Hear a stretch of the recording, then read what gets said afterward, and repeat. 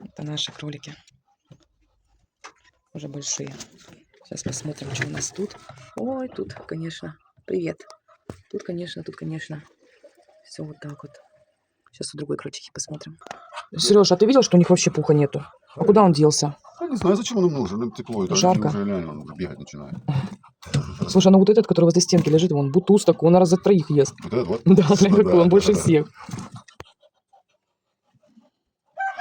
Вообще пух куда-то делся, было много пуха. Ну, она повытаскивала. Ну, наверное, чтобы они не запарились, не заварились. Да? Куда пух делся? Вот я понять не Ну, она могу. вытащила, наверное. Типа, Что чтобы ему они не жарко. сварились. Конечно, жарко. Чем он нужен?